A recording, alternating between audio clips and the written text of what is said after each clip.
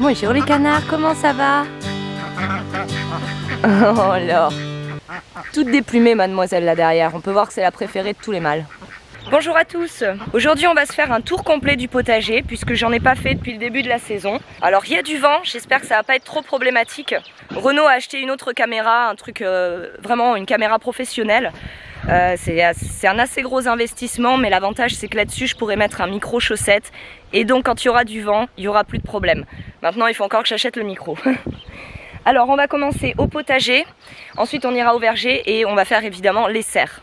Les tomates que j'ai plantées avec les haricots à rames, on peut voir que l'on a des tomates. On en a un peu partout qui se développent. Les haricots, comme vous pouvez voir, poussent. Je les ramène sur le grillage au fur et à mesure. On a les quelques laitues qui sont à la base des plants de tomates qui poussent doucement parce qu'elles sont à l'ombre la majorité du temps, mais c'est tant mieux en cette saison. Alors j'ai quelques plants de tomates qu'il va falloir à nouveau tutorer, ceux-là notamment. Ici, eh bien on a une courgette qui a poussé, c'est une courgette ça, je reconnais ces feuilles. Vous voyez ces feuilles bien découpées là? Les courges, elles, donnent des feuilles qui sont beaucoup moins découpées, beaucoup moins... Elles sont beaucoup plus rondes en fait. On les reconnaît comme ça. Alors les aubergines que j'avais plantées ici, je suis plutôt contente, regardez, parce que ça repart. Finalement, ce n'était pas une perte. Donc on devrait, qui sait, peut-être avoir des aubergines, mais vu la taille qu'ils font, pas avant septembre. Alors les fraisiers Charlotte que j'ai repiqués entre les aubergines sont tous bien repartis. On peut voir ici au centre qu'on a des nouvelles pousses. Les quelques choux qui ont survécu sous le voile aux attaques de limaces, eh bien, ils survivent assez mal. Je pense que la terre ici est trop pauvre, de 1. De 2, bah, on voit qu'on a des plantes qui sont développées un peu partout, notamment ça. Et le truc en laissant l'herbe partout comme ça pousser, c'est que bien ça demande de l'eau aussi, et ça va voler une grosse part de l'eau qui irait aux choux normalement. Maintenant, je ne me suis pas trop occupée de cette partie avec les choux parce que, bah, comme vous pouvez voir, ils sont tout petits, ils ont du mal depuis le début puisqu'ils ont subi des attaques. Et donc, je les laisse tranquilles, donnera ce que ça donnera. Les haricots ici se portent plutôt bien. On a les radis, là, qu'il faut que je récolte aussi, qui sont prêts. Ça y est, je vais les récolter aujourd'hui d'ailleurs. Ici, on a encore quelques plants de tomates. Donc, comme vous pouvez voir, ça commence à donner. Alors là, les feuilles se sont recroquevillées. Je pense que les plants doivent peut-être manquer d'eau. On va vérifier ça. Et non, le sol est bien humide, donc ce n'est pas un manque d'eau. Il y a du compost. J'avais mis une bonne couche de compost au sol, donc on va les laisser faire leur truc. On verra si ça va mieux dans quelques jours. Si ça va pas mieux, je leur apporterai peut-être un peu de fertilisation. Les oignons, on peut voir qu'il y en a certains qui commencent à être... Il y en a certains qui commencent à être d'assez jolie taille. Voilà, ça pousse. Doucement, mais sûrement. Pour l'instant, les oignons jaunes donnent mieux que les oignons rouges. Les oignons rouges sont encore assez petits comparés aux oignons jaunes. Sur ce rang en suivant, alors là on a quelques petits semis de carottes. J'ai nettoyé ça hier. Ici on a des laitues avec des tomates. Ces tomates, c'était les toutes dernières que j'ai repiquées, qui étaient en souffrance. Et je les ai tutorées donc avec des bambous qui viennent du jardin. Mais même si elles étaient en souffrance, on peut voir qu'elles donnent des fruits. Hein. Alors les tomates vraiment sont des plantes très résilientes. On a ici, c'est du zinnia je crois qui commence, oui c'est du zinnia qui commence à fleurir vivement. Alors, les laitues, là, les vulcanes, il va falloir que j'en récolte parce qu'elles commencent à être assez grosses. Regardez-moi ce plant de tomate, il est minuscule, rachitique, pas très joli, avec des feuilles jaunies, hein, mais on peut voir que l'on a des fruits. Ensuite, ici, on a encore les oignons jaunes, c'est ceux qui avaient été replantés au printemps, comparés à ceux d'à côté qui ont été, eux, plantés à l'automne. Et on peut voir que ceux qui ont été plantés au printemps, on peut voir les bulbes qui commencent à bien se développer. Finalement, je pense que la plantation au printemps, en tout cas ici pour moi, eh ben, est mieux finalement que la plantation à l'automne. Ici, on a quelques laitues. On a aussi des fleurs. Là, on a du zinnia. On a, ça, c'est un plant de poivron. Ça aussi. Et là, par contre, on a les plants de piments. J'en ai mis que quelques-uns parce qu'on a encore énormément de piments et qu'ils avaient été aussi attaqués par les cochenilles. Mais on en a énormément de l'année dernière qui restent. Donc là, on a encore quelques laitues, quelques fleurs qui poussent. Voilà. Du zinnia, du souci ou calendula ici. Alors, ce qu'il y a de sympa, c'est que les fleurs vont se ressemer toutes seules d'année en année. Donc là, j'en ai planté un peu à des coins un peu dispersés partout dans le potager. Et normalement, l'année prochaine, on devrait voir les fleurs se ressemer toutes seules. Ici, les haricots, ça fait partie des haricots qui ont été semés le plus tôt dans la saison. On voit qu'ils vont bientôt faire des cosses, hein, un peu partout. On en a aussi ici. Ici, on a des semences de roquettes. Ici, on a des semences d'épinards. On peut voir, voilà, les semences ici. Elles sont pas prêtes, hein, c'est trop vert, c'est pas encore assez sec. Les betteraves, je pense qu'il va falloir que je les récolte prochainement. Même si elles sont pas énormes. Car si on attend trop avec les légumes racines, et qu'on se dit bon on va attendre qu'ils soient suffisamment gros, qu'ils aient suffisamment bien poussé, eh bien on se retrouve avec des betteraves ou des carottes ou des poireaux qui sont attaqués.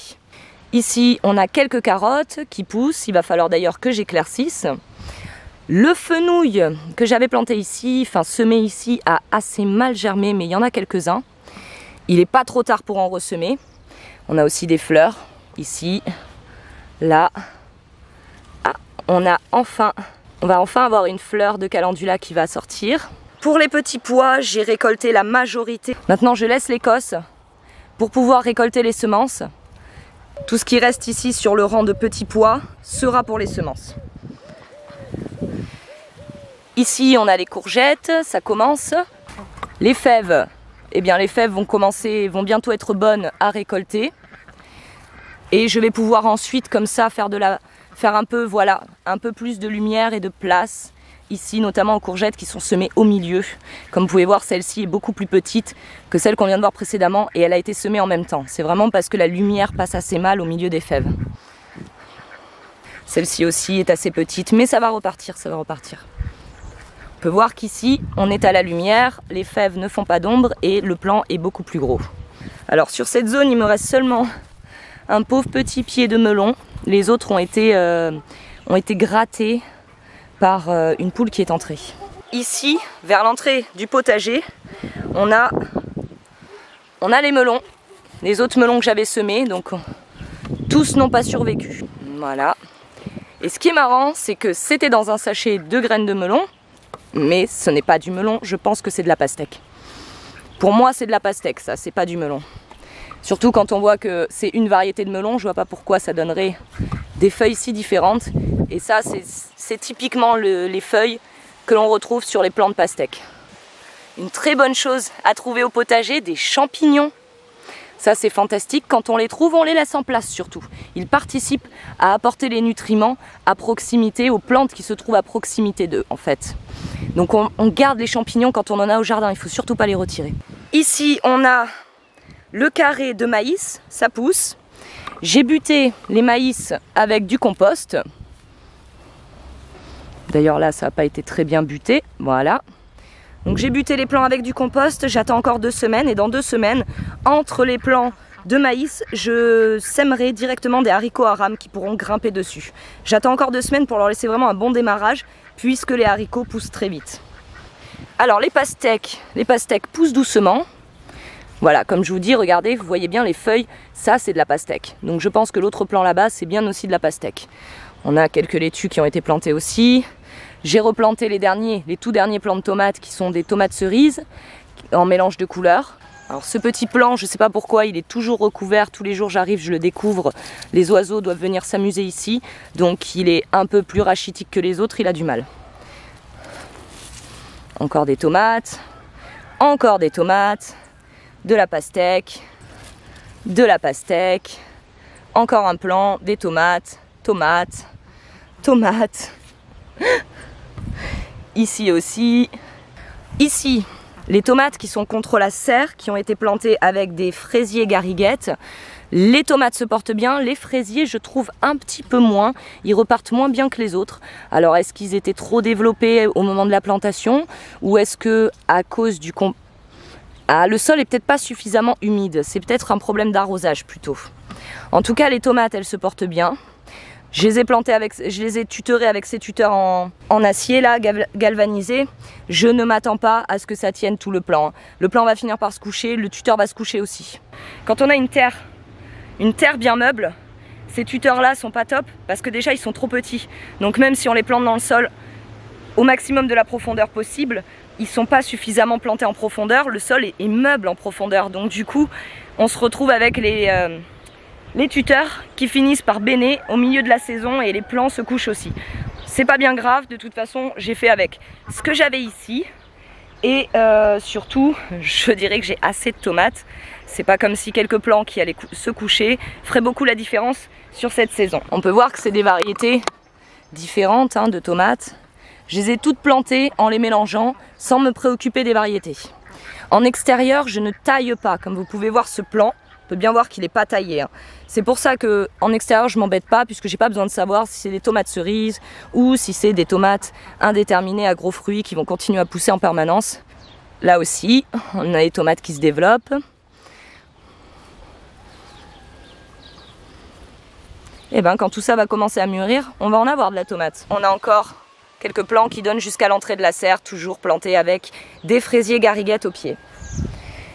Ici on a les concombres, donc je vais refaire un semis puisque ceux-là sont arrivés et sont assez grands. Je vais pouvoir refaire un semis juste ici à côté, c'est pour ça que j'ai réservé cette zone, pour échelonner les cultures. Parce que les concombres tombent très vite malades avec les pluies et les fortes chaleurs en été. Donc là, avoir des successions de cultures sur les concombres, c'est très important. Sinon on se retrouve vite avec plus de concombres dans la saison. On peut voir que ça commence à fleurir, donc évidemment on a en priorité des fleurs mâles qui se développent, comme à chaque fois, et bientôt les fleurs femelles. Fait intéressant, j'ai ici un énorme plant de concombre qui s'est semé tout seul, et celui-ci devrait me donner des fruits avant les autres, je pense. On peut voir ici qu'on a un fruit qui se développe. Maintenant, la serre. Les plants de tomates sont bien développés dans la serre, ils sont assez grands. On en a d'autres ici qui sont encore plus grands. Alors, voile d'ombrage. Le voile d'ombrage là, c'est vraiment le top. C'est vraiment le top du top parce que je dois dire que mes plants de tomates l'année dernière étaient assez... Les feuilles s'étaient recroquevillées sur elles-mêmes. Les plants, on voyait qu'ils souffraient de la chaleur. Mais en fait, c'était surtout le soleil.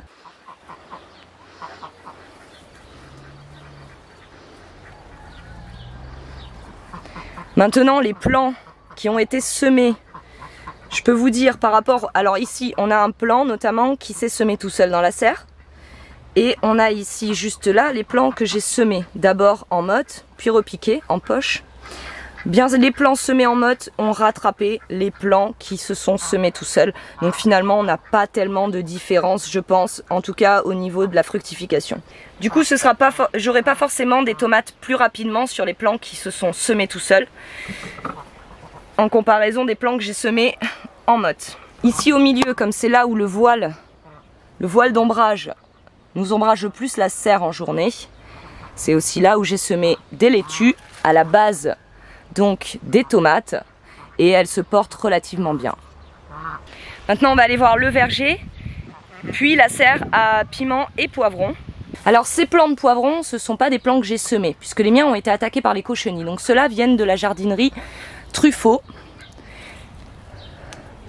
Et on peut voir ici qu'on a déjà un poivron qui se développe. Ils sont en fleurs, ça devrait pas trop tarder.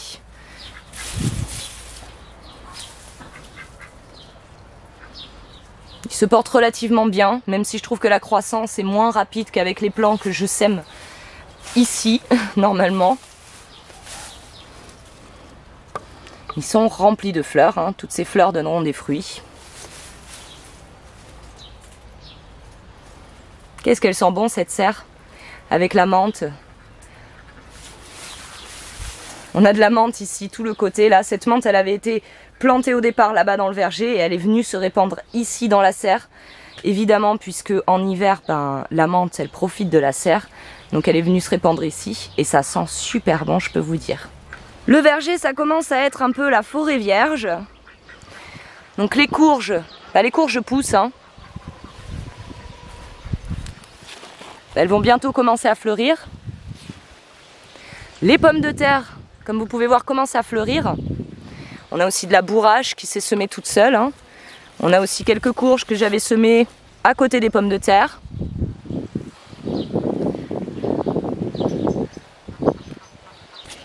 Les figues ne sont pas encore mûres. On peut voir qu'on a encore des petites figues qui commencent à se développer. Tout le long, on a des courges qui poussent jusqu'au fond là-bas. Et j'ai désherbé un petit peu sur la zone avant, mais je n'ai pas encore désherbé toute cette zone, donc il va y avoir un peu de travail. La verveine, elles sont super bon. On va pouvoir, là je vais pouvoir commencer à en récolter, la faire sécher pour les tisanes cet hiver. Ça nous sera bien utile. Là-dedans, on a des courges en fait. On a même des pommes de terre qui se sont semées toutes seules, comme vous pouvez voir ici, qui sont en fleurs. Et on a de la courge que j'avais semée, mais qui donc est un peu étouffée par toutes ces plantes qui se développent.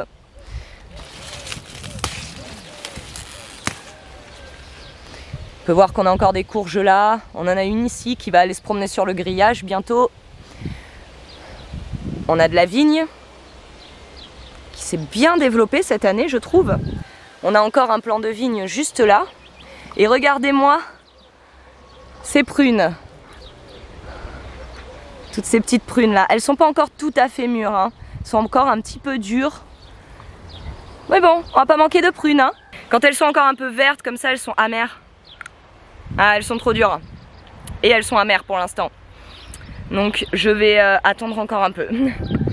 Et je pense qu'avec les prunes, cette année, je vais refaire de la confiture parce que la confiture de prunes, je trouve ça super bon. Donc je pense qu'on a fait un tour qui n'était pas forcément le tour le plus détaillé qu'il y ait, mais quand même, ça fait une demi-heure que je filme. Donc je pense que la vidéo est assez longue déjà. Alors Maya a trouvé une nouvelle bêtise à faire. Hein. Maintenant, elle mange les câbles électriques. Elle nous avait mangé le câble internet. Bon, c'est un câble internet, c'est pas bien grave puisque c'est pas du 220. Mais maintenant, elle mange les câbles électriques. Elle sait très bien ce qu'elle a fait. Et le fait est que là, c'est une rallonge qu'elle a mangée. Donc évidemment, elle n'était pas branchée, il n'y avait pas de risque. Mais elle n'a pas mangé seulement la rallonge, elle a aussi mangé le câble électrique des lampes extérieures. Voilà. Bon, moi cette semaine, je vais me préoccuper principalement de préparer l'atelier boucherie de volaille qui se tiendra dimanche. D'ailleurs, pour ça, il me reste 2 places. J'ai une personne qui s'est désistée, il me restait une place. Donc il me reste 2 places. Si ça en intéresse certains, n'hésitez pas à me contacter. Je vous remettrai l'article avec toutes les explications et mon email dans la description de cette vidéo. Je comprends bien que j'ai fait cette annonce même pas 2 semaines avant le moment de boucher les poules. Et c'est vrai que j'ai reçu pas mal d'emails me disant malheureusement c'est un peu tard pour moi, il aurait fallu que je sache avant pour pouvoir venir, etc. Là c'est bien parce que c'est des volailles dont je ne savais pas quand je pourrais les préparer parce que ce n'est pas des poulets de chair blanche où je sais que pile 9 semaines après, ils sont prêts à être abattus. Ce qui fait que la prochaine fois, pour le prochain atelier boucherie, vous serez prévenu 9 semaines avant, tout simplement, dès que je reçois mes poussins, je pose une date et comme ça, vous aurez plus de 2 mois pour vous organiser, ce sera beaucoup mieux. Bon, ben moi je... Ah, Harry! Je viens de retrouver ma poule, Harry. Bah, Riette! Riette! Ça va ma chérie? Coucou Riette, alors? Oh là là, bah qu'est-ce que t'es pas belle toi, hein? Harry.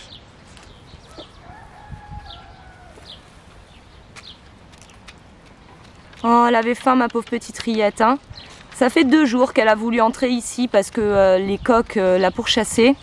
Donc Renaud l'a laissée entrer côté piscine. Et hier je l'ai cherchée toute la journée, je ne l'ai pas trouvée. Mais elle est réapparue aujourd'hui et comme vous pouvez voir, elle a bon appétit. Elle a de l'eau, elle a des granulés pour poules pondeuses. J'ai un ami donc, qui n'a plus de volaille, qui déménage, qui m'a donné 80 kg à peu près de nourriture pour poules. Donc je vais dire que pour les pondeuses, il n'y aura plus d'investissement à faire pendant un petit moment. Alors Riette, c'est bon ça hein? Harry est la seule poule qui a le droit de vivre côté piscine et même de s'installer dans la véranda si elle en a envie. Car c'est notre petite Riette, on l'aime bien. Elle n'est pas très jolie, mais elle est gentille.